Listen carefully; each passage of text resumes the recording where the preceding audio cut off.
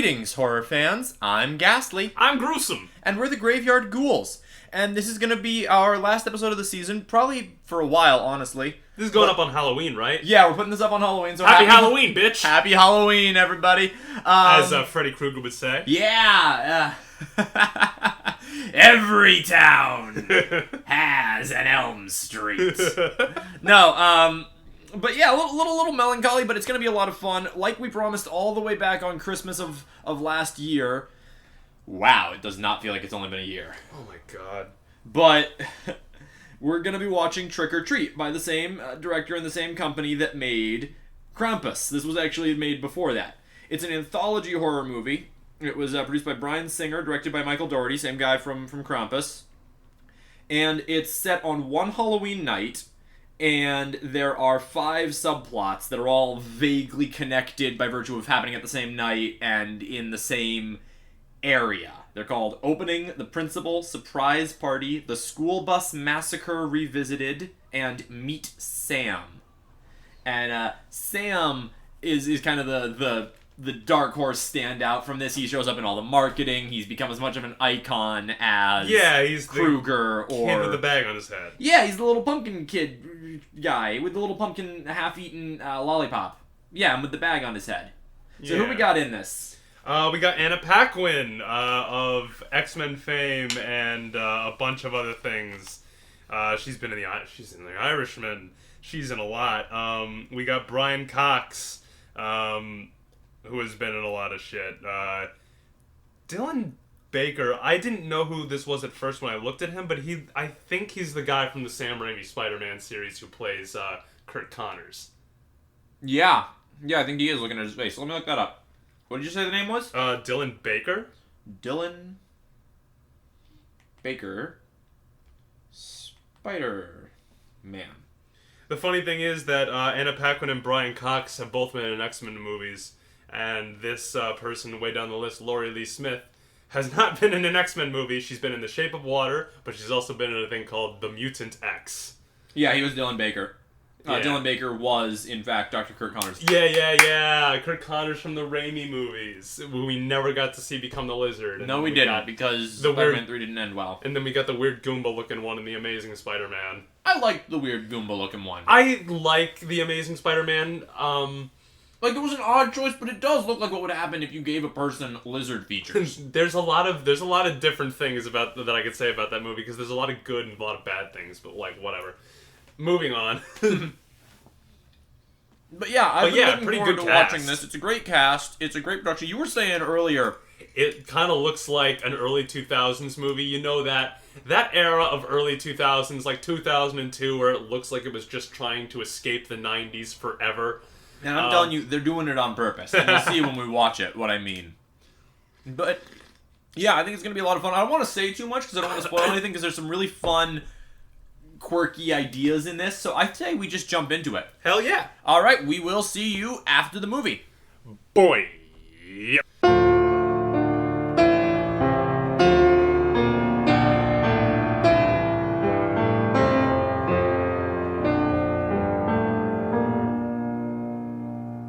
And we're back. Aloha. Alright, so what did you think? It's a mixed bag for me. Okay. There are some stories that are stronger than others for me. I think that's the given with the anthologies, but go on. I think I like the first one a lot. I like the one that resolves first a lot. The one with the children. Yeah, the children with the school bus. Halloween School Bus Massacre Revisited. So for reference, when I talk about these in order, I'm going to talk about the ones that resolve themselves.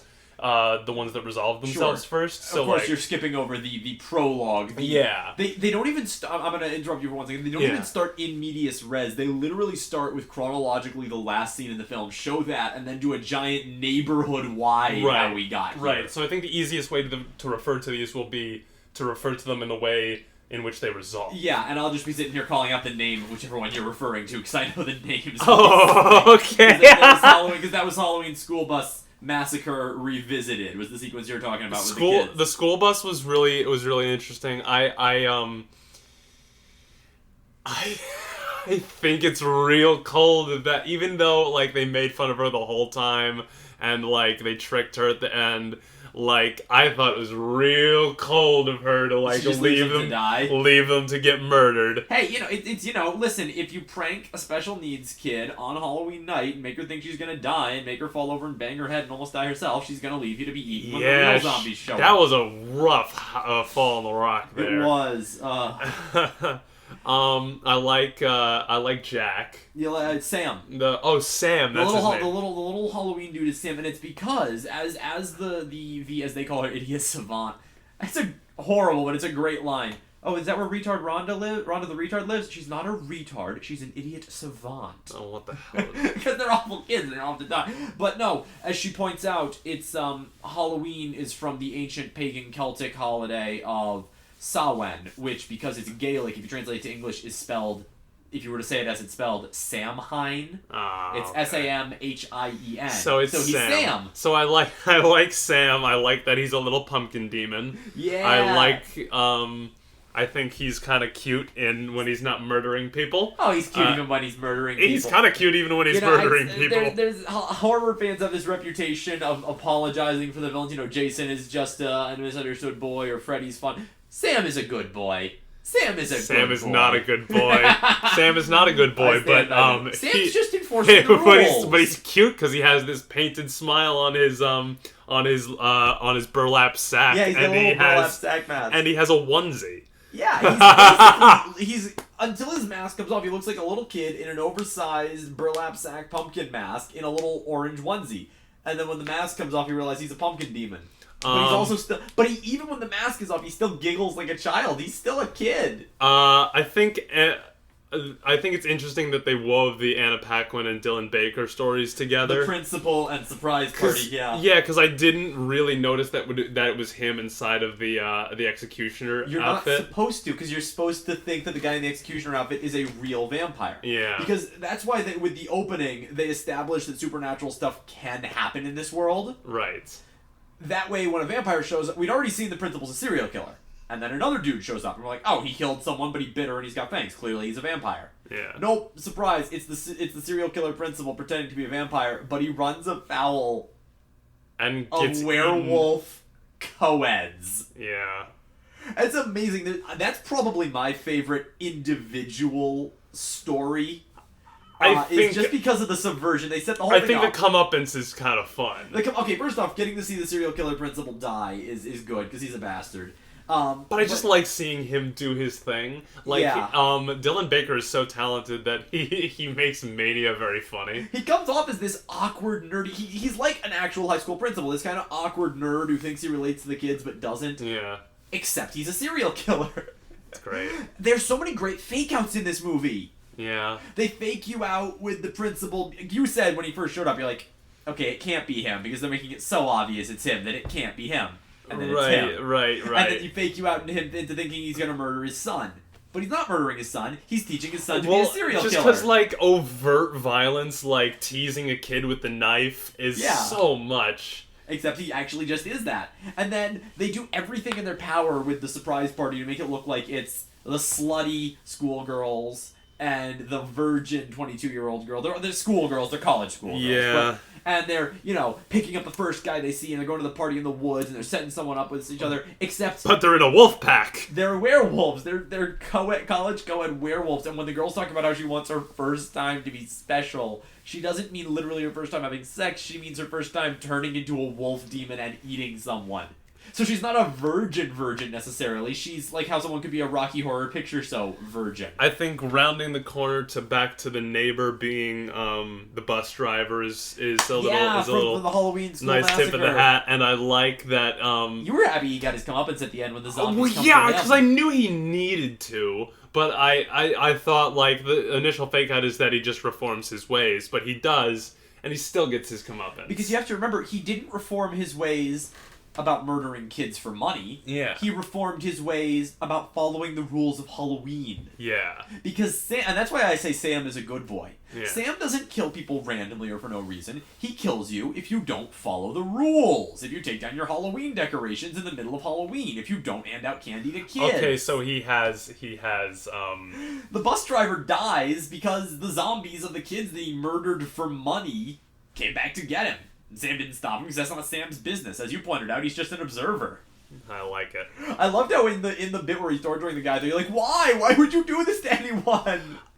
Because he didn't follow the rules. Yeah. Again, I think it being an anthology mixes the bag around, but I think it's got enough cool like ideas to have it be a really fun movie. Yeah, and I like the way they tie them all together. Like, and it's a subtle tie together. They're loosely connected in the sense of characters from each one meet characters from other ones. Yeah.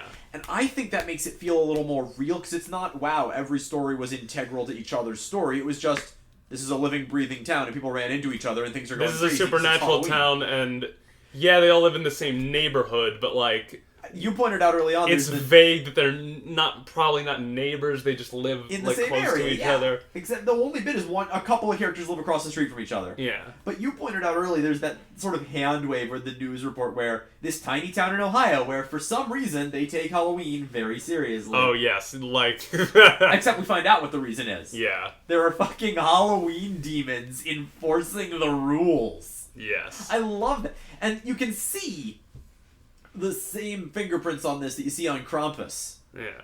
With Krampus showing up because they broke the rules, and all the goofy mixtures of slapstick comedy with actually really revolting and effective violence.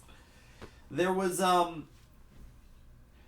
this one, had some issues with the network on release, if I'm remembering correctly. The network's the wrong word. The producers? Yeah, it's the distribution. Yeah, basically it took them. It didn't get released for as soon as it was supposed to be, because the executives wanted to release an edit of the movie that had Wilkinson, the principal, wouldn't have been carrying the corpse inside, but the director really, really wanted that back, and the studio didn't want it cut for the content, but they didn't like that it was funny. Oh. The scene where the principal's carrying the fat kid's corpse in the body in the building and he keeps getting vomited on. Yeah. The studio was like, that's too funny. We need this movie to just be a straight horror movie. We're going to market it as just regular horror. And Doherty was like, no, absolutely not. Well, I think that's probably a good idea to market it as regular horror and then go in and be like but they also wanted it to be regular horror. Well, and that would have absolutely castrated this film. Yes. It's just... so the film played at a bunch of festivals in 2007, but because of the problems with the executives, it missed its planned release date. And then they just put it on DVD. It never got a theatrical release. They just released it to DVD. Sucks. Because they were afraid that it would fail against Saw 4.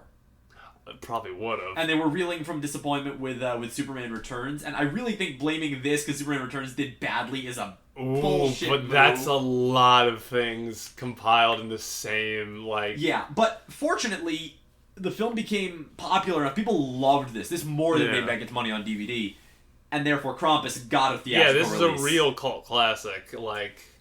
Yeah, and and you can see why it earned that. It does so many fun things. I think it would have been a middling success if it got released into theaters. It's still really I think it would have become a cult classic regardless. Well, yeah. But, like, I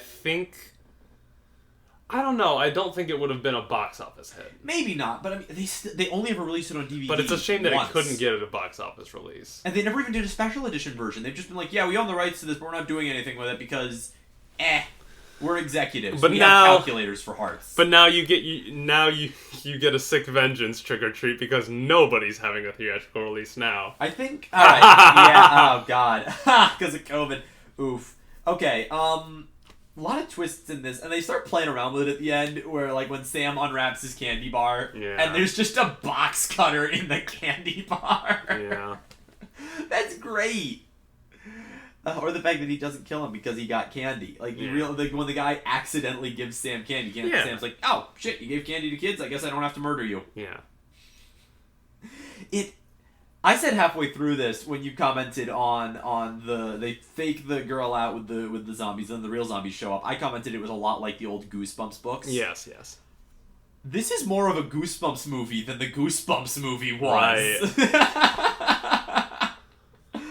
Oh man, but I really love this film. It really is. I think it's a lot of fun. The R is actually another issue with executives. Trick or Treat was already a movie with a copyrighted title, so they just stylized it to Trick or Treat. And frankly, that's cooler looking anyway. Yeah. So, This is really fun. You'll also notice that none of the candy that they use in the movie is actual candy. They come up with their own brand name. Well, yeah. Like what Tarantino does. Right. It's stylish. And you see what I said at the very beginning. You got blubber fingers. Blubber fingers? It's a little more stylish than that. But remember what I said at the beginning, though, how you'd see why the film was looking like it was made in the early 2000s, even though it wasn't. Yes. They're going for a shtick. Yeah. Right up to included with the opening titles where it looks like it's a comic book panel, and you're like, wait, was this a comic? Yeah. And then later they just do all scene transitions like it's a comic, just because. Because it's like the old Tales from the Crypt comics. It's all the old campy Halloween stuff. Yes. It's... As much as I love Halloween, this is more Halloween themed than Halloween was. Yeah. You said yourself, the set designer was like, how many Halloween pumpkins were there in Halloween? Triple it. Yeah. We just went all of the jack-o'-lantern. Yes. He just said, let's overdo it this time. Yeah. It's fun. It really is a lot of fun. Oh, and down to the twists with the subversion aside from the innocent virginal girl turning out to be a werewolf again with that. She's dressed as Red Riding Hood. Yes. That's fun. The Red Riding Hood turns out to be the wolf. That's, And the movie, I like that it doesn't go to the trouble of making excuses for any of its villains, any of its monsters. It's just like, we're not going to say that they're good guys. They're just fun to watch. Yeah. It's just fun to watch them kill people. It was really just putting things on a I think pedestal. the only time it's legitimately horrific to watch someone get murdered in this is the zombies going after the kids. And you don't even see that, but it's because you don't see it, you just hear the screams. And because, as you pointed out, even if it was awful to prank the special needs girl, they're kids. And they get eaten alive by zombies. Everybody else who dies, either, like the principal who's a serial killer, deserves to die. Right. Or, like the kid who the principal kills, kind of deserves to die because he's a little asshole smashing pumpkins. But also, it's just because it's funny. He gets him in the grave, and then the kid's not dead, and he's about to kill him with the shovel, but then the neighbor shows up, and then his own kid shows up, and he's got to keep putting off bashing his brains out. Yeah. And that's funny. It's dark, but it's funny. Yeah, I could talk all night about this film, but I won't. Is there anything else to say that we haven't touched on? Not that I have to say. Well, I don't have anything else meaningful to say that isn't just rambling. This has been a lot of fun. Yeah. And I've really enjoyed these things. You know, it's somewhere down the line we might be able to do this again, but for now, this is probably going to be the last one coming out for a while. I've really enjoyed this. Yeah. This has been a fun experience. Until next time, I have been Ghastly. I've been Gruesome. Happy Halloween, everybody. Happy Halloween. Be spoopy, y'all. Be spoopy.